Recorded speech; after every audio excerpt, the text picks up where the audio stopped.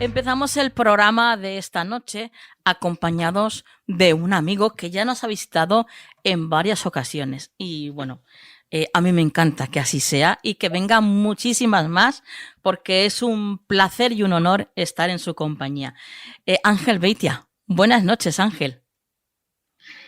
Hola Nuria, encantado de estar aquí con vosotros una vez más en este canal del misterio que para mí ya es un clásico del mundo Bueno, del misterio, de la comunicación, de la espiritualidad, de la historia, de la curiosidad humana. También me encanta estar con vosotros. es tu casa, ya lo sabes, Ángel, también es tu casa. Bueno, en esta ocasión Muchísimas gracias. nada, en esta ocasión estás con nosotros, Ángel, para hablarnos de tu último libro, Historia de los curanderos, editado por Almuzara. Qué interesante tema. Pues la verdad que, Nuria, y a todos los oyentes, tampoco quise hacer en este libro una especie de tesis de curanderismo, porque me había enfocado en hacer un poquito un homenaje, por decirlo así, un Sí, recuerdo a sí. aquellos curanderos de la posguerra, que nuestros padres, y claro, no son nuestros, también muchísimos padres han tenido otros recursos mejores, pero muchas personas no han podido acudir a un médico y han tenido que ir forzosamente en la búsqueda de una persona que tuviera unos conocimientos médicos, es el curandero o la curandera, en este caso. Y a partir de esas cosas, pues, bueno, surgen historias, curiosidades, milagros de sanación. Evidentemente, también han existido fraudes y, por supuesto, algunas recetas realmente extravagantes, pero no deja de ser un mundo realmente curioso que a mí me gustaría que la gente le pudiera recordar, escuchar, sobre todo aprender de lo que era el curanderismo. Ujú. Pues si te parece, Ángel, vamos a empezar por el principio. ¿Qué es un curandero?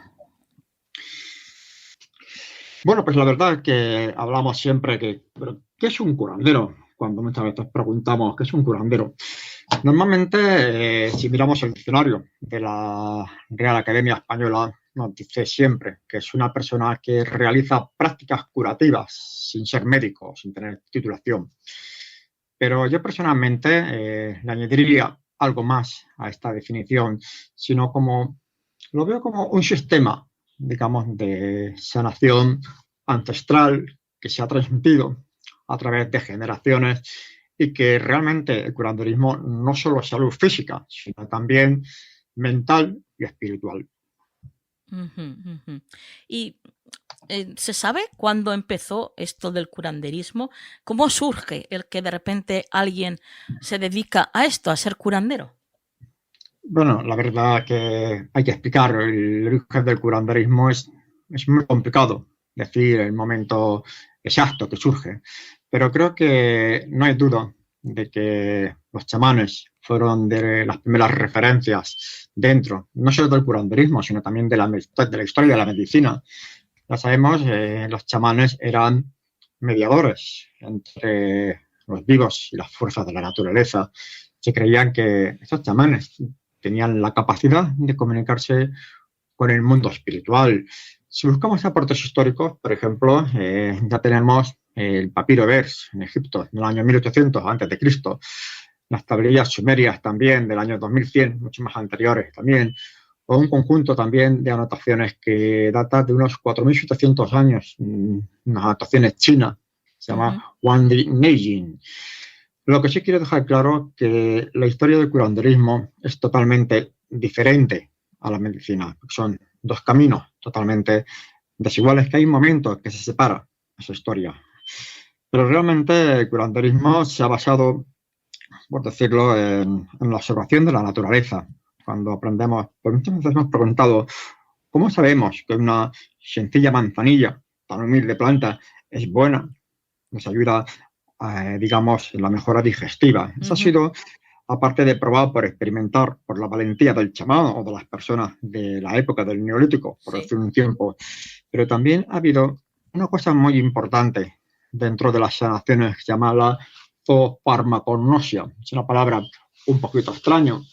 Realmente la zoofarmacognosia es un término científico que describe cómo ciertos animales, de forma instintiva o por aprendizaje saben usar elementos de la naturaleza como medicina. Por ejemplo, algunos chimpancés comen hojas que no forman parte de su dieta habitual, pero que les ayudan a eliminar parásitos. También se ha observado en aves, ciervos, elefantes, incluso perros y gatos que se comen hierbas para purgarse. Sí. Es como si la naturaleza les enseñara su propia farmacia. Y el ser humano ha estado observando ese consumo. De lo contrario, como he dicho, ¿quién nos dijo que una sencilla manzanilla es buena para el estómago? Por citar ese ejemplo, también puede ser por instinto, por el color, por el olor. Lamentablemente, ese instinto natural para reconocer lo que el cuerpo necesita, que antes era común en el ser humano, hoy está casi perdido. Nos hemos, digamos, alejado tanto de la naturaleza que ya no sabemos escuchar al cuerpo ni, digamos, ni observar el entorno. Oye, Ángel, ¿hay algún tipo de unión entre el curanderismo y la brujería? Porque siempre hemos escuchado que, bueno, pues que a muchas brujas se les llamaba curanderas y al contrario, a muchas curanderas se les ha llamado brujas. No, tienes razón en lo que acabas de decir. El curanderismo y la brujería prácticamente estuvieron muy ligados, hay que decirlo así. Hay muchas culturas antiguas quienes sanaban. También sabían leer los sueños, hacer rituales, trabajar con plantas, invocar fuerzas invisibles. Pero todo cambió con la llegada de la Inquisición. A partir del siglo XV, cualquier saber popular que no viniera de la Iglesia o de la medicina oficial era sospechoso. Así pues, curanderos, parteras, hierberos y mujeres sabias del pueblo fueron acusados de brujería y perseguidos. Entonces la línea entre el sanador y el brujo o la bruja se volvió realmente peligrosa y muy difusa. Muchas curanderas fueron quemadas por hacer lo que hoy llamaríamos medicina natural. Esa caza marcó profundamente la memoria colectiva y es parte de por qué todavía hoy se confunde el curar con el embrujar.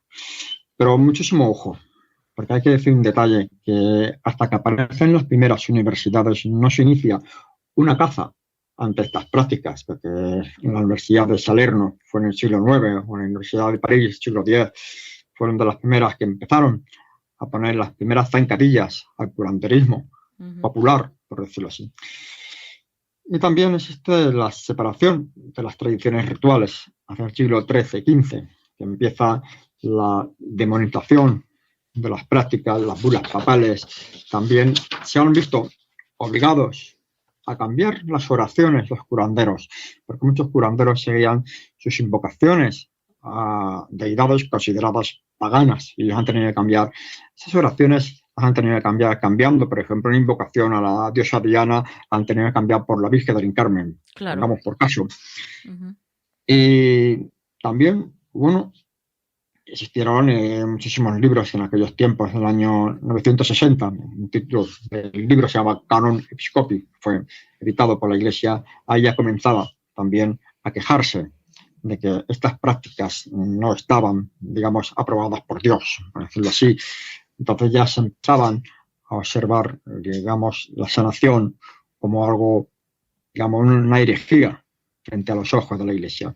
Pero realmente el problema ha sido que al surgir las primeras universidades, como estaban controladas por los teólogos, es decir, por la Iglesia, entonces había un problema. Las curanderos, pues digamos que ellos no formaban parte de esas escuelas, no acudían a esas universidades, ellos experimentaban con su propio cuerpo, con las experiencias sanando, observación de la naturaleza, algo que esas universidades no solían hacerlo. Entonces hubo, en ese momento hubo, digamos, una separación, por decirlo así. Hubo unos curanderos que dejaron su práctica, se unieron a sus estudios, luego hubo otro grupo que es el que se refugió entonces en el mundo rural, en las montañas, que es con el paso del tiempo lo que se ha catalogado como brujas a esas personas. Por eso muchas personas acudían a escondidas a los bosques, ermitas o cuevas, porque ahí siempre había una persona, un ermitaño, que se dedicaba a sanar. Eso es un punto muy importante de los orígenes del curanderismo rural. Mm, mm, la práctica del curanderismo ha existido, pues como dices tú, en la Iglesia Católica, pero también en todo tipo de creencias, ¿no? Efectivamente, no solo tenemos que pensarlo, que las prácticas han existido en todo tipo de creencia como católica, han existido en todo el mundo, digamos, en Asia, en África, en América, existían muchísimos tipos de prácticas.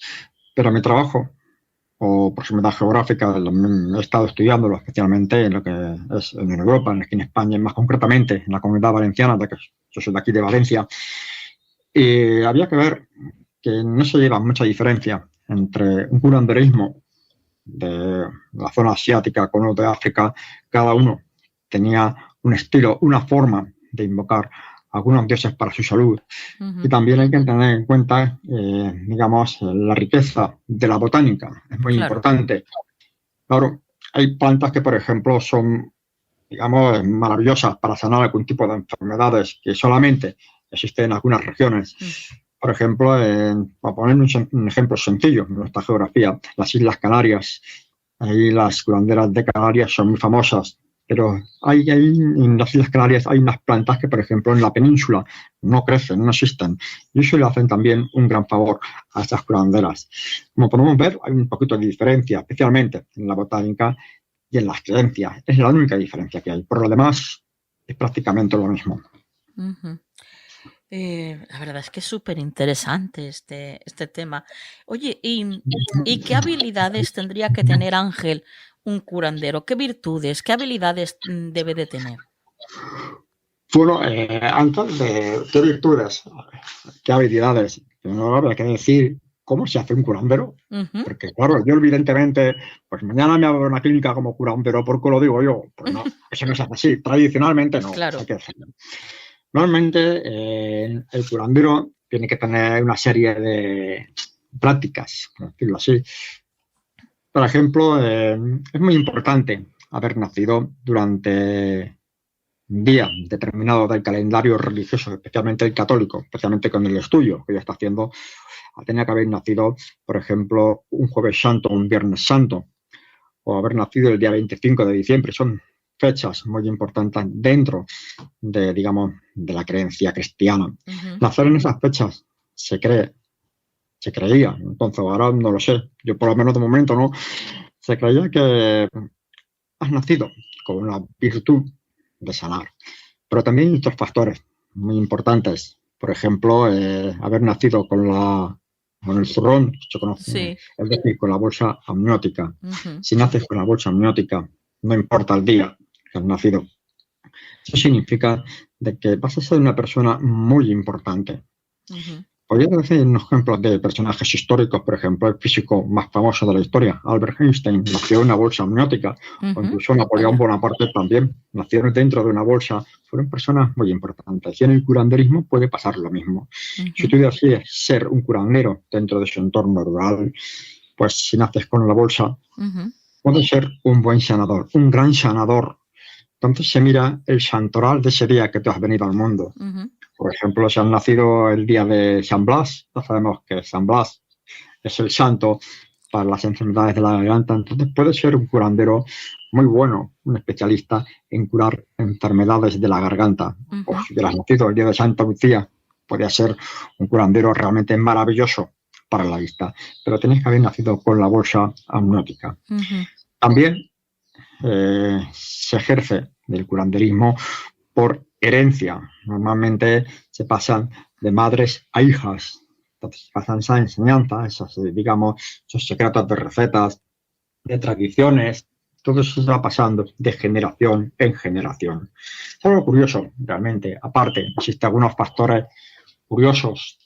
Por ejemplo,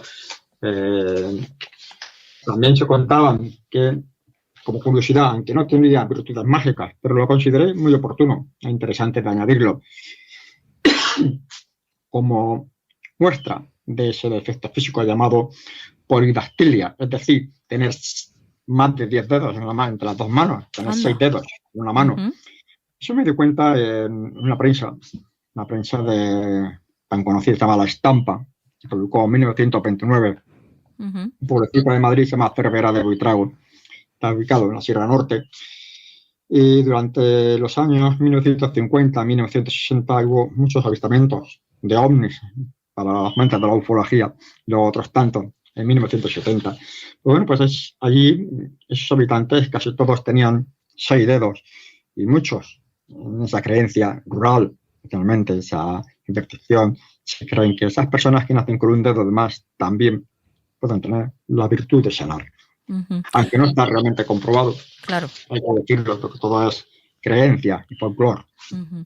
Yo, al igual que lo del zurrón que nos comentabas, Ángel, también he escuchado, por ejemplo, cuando oyes al bebé dentro del vientre materno llorar, por ejemplo, también dicen que se relaciona con esto. También, efectivamente, Nuria, también se ha dicho que llorar antes de nacer, cuando se escucha llorar dentro del vientre materno, también es una señal divina. Pero todo dicho, claro, todo forma parte de las creencias. Claro, o tener la cruz de Caravaca en el paladar, también he escuchado. Eso depende. La cruz del paladar no lo he visto mucho dentro del curanderismo, pero sí se ha visto en unas profesiones que ya se han visto. Qué interesante todo este tema, Ángel. Perdona, dime. Ya, como eran, digamos, unos sanadores que habían para curar la rabia, para curar enfermedades, tenían la cruz del paladar, se llama la rueda de Santa Catalina también, se llamaba así, la tenían dentro de la boca. Y también formaba parte de esas creencias de que podían tener, digamos, una virtud de la sanación. Sí, mi madre tiene la cruz del paladar, la cruz de Caravaca en el paladar, y desde pequeñita su madre siempre le dijo que, bueno, pues que tenía un don, una facultad, pero que no se lo podía decir porque si no se le iba. Así que está toda la vida con la intriga. Pero te voy a decir una cosa, efectivamente, Nuria, es algo curioso.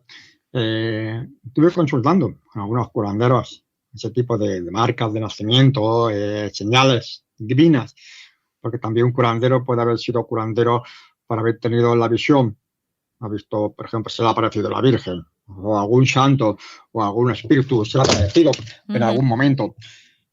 Y bueno, en respecto a ese detalle que me estabas contando, también hay que tener en cuenta que, digamos, que el mismo curandero se guarda muchos secretos, a lo mejor no quiere contar ese signo que tiene para que no se rodee de tanta gente, nadie le moleste en su vida, prefiere llevarlo en la intimidad como un secreto, se lo va a llevar a la tumba, por decirlo así. Pero hay que tener en cuenta que el curandero muchas veces es algo curioso, no puede curarse a sí mismo porque se está, digamos, rompiendo unas leyes éticas, lo tienen totalmente prohibido curarse ellos mismos. Oye, y estamos hablando de curanderos, bueno, pues que se supone que tienen buena fe, pero evidentemente también hay gente que va de curanderos y vamos, no tienen nada de esto, ¿no? ¿Cómo se puede saber si un curandero es de verdad o es un fraude? La verdad es que hay que decirlo. Ya he estado hablando con mucha gente, incluso en las conferencias que he estado realizando. Muchas personas me han contado su experiencia, que han ido a un curandero y tenía tal enfermedad, le ha curado, o tenía un esguince, le han puesto las manos, le han sanado. He escuchado diversos comentarios. Algunos se han encontrado también decepcionados, otros se han llevado una sorpresa porque le ha curado alguna molestia. Ha ido todo, hay que decirlo así. Es realmente que desde mi punto de vista es bastante complicado averiguar quién es mi curandero, digamos, auténtico, por decirlo así. Es muy difícil saberlo, porque todo depende, influye también de cómo trabajan esos curanderos, porque muchas veces el curandero tiene un grupo de personas que trabajan para ellos. Cuando se va a una consulta, cuando yo he entrado, además tuve unas consultas de curanderos, realmente entras un poquito, digamos, acomplejado, porque entras en una habitación, lo primero que ves aquello parece un santuario. Ahí ves unas figuras de vírgenes casi de tamaño natural, de flores, de incienso, de estampas de santos. hasta una corona de un cementerio, en serio, una broma. Bueno, supongo que la habrá robado de algún cementerio, porque tenía una forma, no sé dónde la habrá sacado. Realmente acompleja un poquito. Entonces te quedas a merced del poder de ese curandero, que puede hacer contigo lo que quiera, supuestamente. Pero también dentro de esa consulta siempre hay personas que trabajan para el curandero, porque siempre te van a preguntar ¿a qué vienes tú al curandero? ¿Qué enfermedad? ¿Qué te pasa? Y esas personas luego te cuentan cómo le ha sanado. Trabajan contando que ellas tenían, son mujeres que están ahí, u hombres que tenían una molestia en el hígado, se le ha curado, para ganarse la confianza del paciente. Claro. Es una forma de trabajar también que tienen. Pero realmente insisto que es muy difícil también averiguar cuál es el curandero auténtico, cuál es el fraudulento. Claro. Yo, desde mi punto de vista, lo mejor que puedo hacer es evitarlos. De mi opinión, es evitarlos, a ser posible. Porque normalmente acudimos porque, creo, mi punto de vista es porque no perdemos nada. Cuando a muchas personas se le han dicho que en el médico han dicho que esta enfermedad no tiene cura, a lo mejor tienes un cáncer, entonces vas al curandero porque crees que no vas a perder nada por probar. Pero a veces el remedio del curandero es peor que la enfermedad. Por eso hay que tener muchísimo cuidado. Sí, claro. La desesperación pues hace estas cosas, ¿no? Que recurras pues a cualquier cosa. Efectivamente, Nuria, la desesperación hace que recurras a todo tipo de prácticas, no solo de curanderismo, cuidado, porque he escuchado historias de personas enfermas que han acudido hasta aspectos de rituales de vudú, cuidado, con tal de sanarse, a través de la sanación de la santería. Sí. Es realmente, sí. Realmente es una situación bastante complicada, que claro, la gente quiere sanarse, está desesperada por quitarse una enfermedad que le hace la vida imposible, también porque están luchando contra, digamos, contra ese reloj de arena que cada vez pasa más rápido. Entonces recurren a cualquier cosa. Yo siempre aconsejo dos cosas cuando alguien quiere ir a un curandero. Bueno, a un curandero o a un vidente o a un medium, siempre aconsejo dos cosas. Una, que no esté donde va a entrar lleno de parafernalia.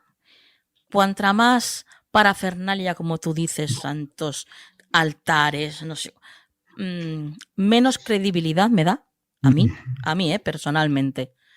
Porque es como que, y más disfrazados van, pues mucho peor porque es de alguna manera como que quieren embaucarte, ¿no? Con toda esa decoración y esas uñas largas y de colores que llevan, o esas túnicas, y quieren embaucarte con todo eso para que caigas en la trampa, claro, evidentemente. Y yo de esos ya huyo, vamos, totalmente. Y después sí.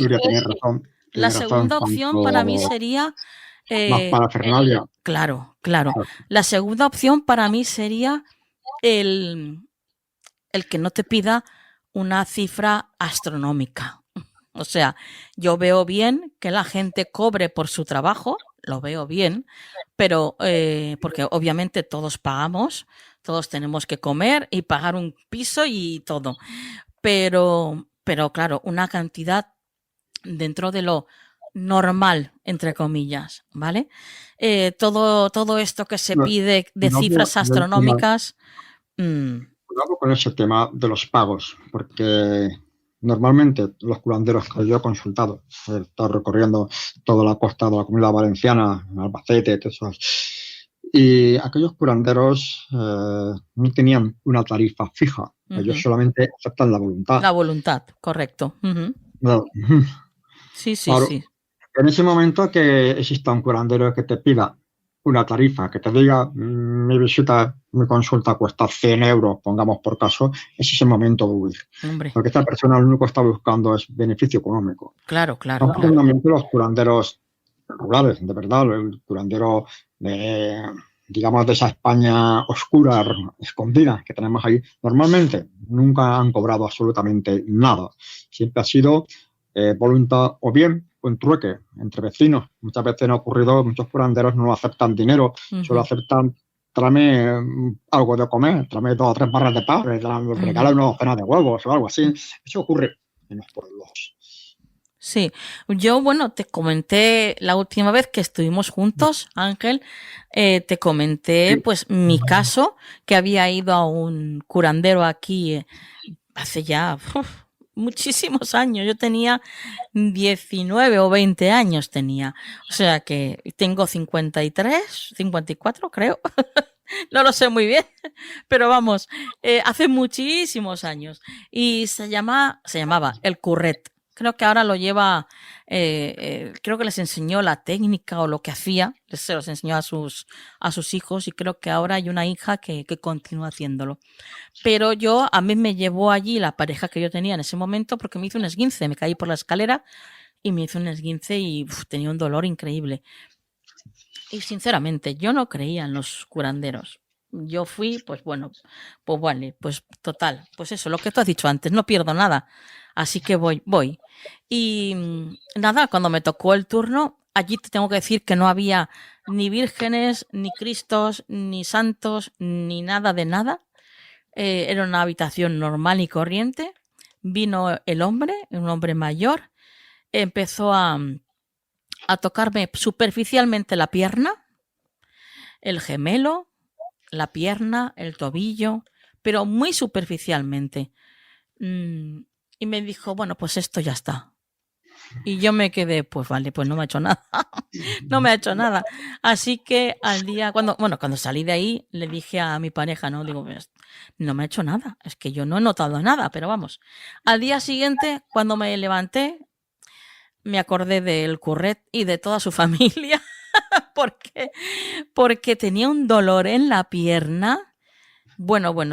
Como lo típico que vas a que te den un masaje que al día siguiente te duele todo el cuerpo del masaje que te han dado, porque son pues como una especie de agujetas, pues igual. Solo que este hombre no me había dado ningún masaje. Me había rozado con los dedos, ya os digo, la parte de la rodilla, del gemelo y del tobillo. Bueno, pues al siguiente día de ese ya no me dolía nada. Ya podía caminar perfectamente. Y este hombre me pedía la voluntad. O sea, él tenía ahí una cajita y tú le dejabas ahí la voluntad. Es una historia muy interesante, Nuria. Me lo recuerdo, me lo habías comentado una vez que nos habíamos encontrado y me gustó tu historia. Porque existen muchísimos curanderos que tienen el don, digamos, el don de sanar, digamos, especialmente lesiones musculares, las articulaciones, calmar el dolor. Es una cosa curiosa, realmente, porque me di cuenta que muchos curanderos rurales lo habían aprendido de sus padres, muchas prácticas, pero sus padres, cuando vas empezando, indagué a qué oficio que se dedicaban sus padres antes de ser masajistas. La mayor parte de sus padres habían trabajado en ganaderías, entonces ellos conocían muy bien las articulaciones de los animales, porque ellos también reparaban los animales, habían visto los ligamentos de los animales. Eso fue una forma de aprender a ser, vamos a decir la palabra, fisioterapeutas, por decirlo así.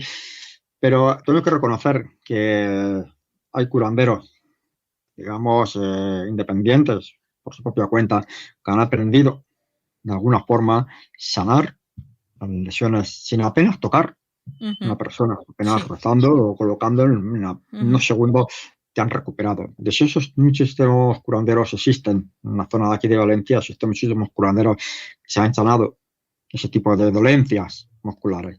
Pero yo los he separado dentro de ese curanderismo, de mi punto de vista, porque el objetivo del curandero que yo estoy trabajando es el curandero que cura enfermedades. Lo que es un curandero difícilmente te va a curar. Puede haber algún caso excepcional, por supuesto. Un curandero no te va a curar un cáncer, no te va a curar una diabetes, difícilmente te va a quitar una enfermedad realmente genética, una enfermedad terrible del riñón, o te va a recuperar la vista. Yo he tenido una prueba, también os voy a contar a los oyentes, allá por la década de los 90, algunos habrán oído el padre Leonardo en el Rebollar, muy cerquita de Requena. Y decían que era un santón que había tenido la experiencia mística de haber visto a la Virgen, a ese hombre. Y desde entonces se dedicaba a hacer, digamos, unas concentraciones religiosas en esa zona de Rebollar, El padre Leonardo, por si alguien lo está buscando, falleció en un accidente de tráfico en el año 2008, 2009, si no recuerdo mal.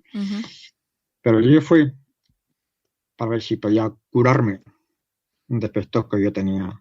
Era un desafío que yo le hice, porque mucha gente que me conoce sabe que soy hipoacúsico.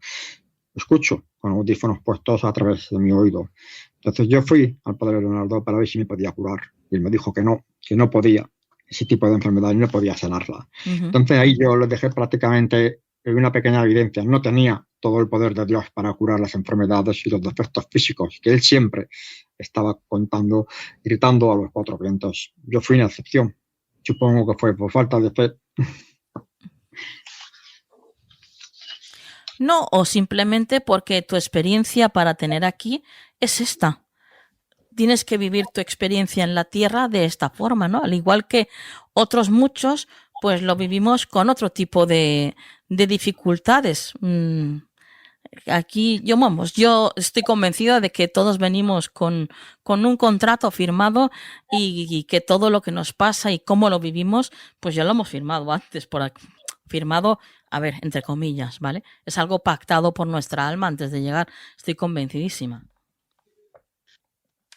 Es una forma de pensar que tenemos mucho, yo no lo sé, si he firmado ese contrato, pero si hay un contrato por ahí, oye, se puede modificar, ¿no? Claro, yo siempre lo digo, la letra pequeña, la letra pequeña que no la leí,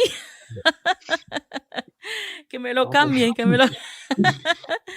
Bueno, pero eso es muy importante también, como hemos dicho, existe dentro del curanderismo, el curanderismo psíquico, como hemos dicho muchas veces. Entonces eso influye también, digamos, en la mente, los estados de la mente, si puede curar la mente de las enfermedades. También, sí, porque no, la mente puede curar enfermedades, la mente es muy poderosa, claro. Hay que saberlo. Sí. A veces ha ocurrido muchas sanaciones, incluso médicas, cuidado, no solo en curanderismo, incluso dentro de los hospitales han ocurrido sanaciones realmente milagrosas, hay que decirlo así. La mente, hay que decirlo, es muy poderosa. Bueno, pues nos quedamos con esto, con el maravilloso poder que tiene la mente, con estos maravillosos seres que son los curanderos. Y bueno, yo creo que sobre todo con la creencia de que nosotros somos nuestro mejor curandero. Hay que escuchar a nuestro cuerpo y saber el potencial que tiene nuestra mente para poder curarnos, ¿eh? No renunciar nunca a ello, porque somos nuestro mejor médico. Yo creo que sí. Has dicho la verdad, Nuria. A mí me gustaría que, hombre, tampoco estoy diciendo que nos hagamos todos naturalistas ni nada, pero sí que escuchemos un poquito a la naturaleza, que podamos volver a engancharnos, a sentir, porque nosotros somos hijos de la tierra, somos hijos de esta naturaleza que vivimos. No podemos vivir desapegados de este mundo. Entonces yo creo que en este mundo, aparte, si existe una enfermedad, existe un remedio, y ese remedio está dentro de la naturaleza, pero todavía no lo hemos descubierto porque nos hemos desconectado. Así es. Bueno, pues queridos oyentes, ya sabéis, Historia de los curanderos, editado por Almuzara y escrito por Ángel Beitia. Un libro que nos invita a un viaje por la memoria de los últimos sanadores rurales, figuras envueltas en misterio, devoción y tradición. Un libro que entrelaza historia, antropología y testimonio oral para revelar un universo muchas veces silenciado. Ángel, un placer como siempre tenerte aquí en el programa, el haber aprendido contigo de nuevo. Más, en Canal del Misterio, sobre todo contigo, querida Nuria. Así que a todos vosotros, gracias por acompañarme en este ratito y nos vemos en otra ocasión. Gracias a ti siempre, Ángel. Hasta la próxima. Gracias, hasta la próxima.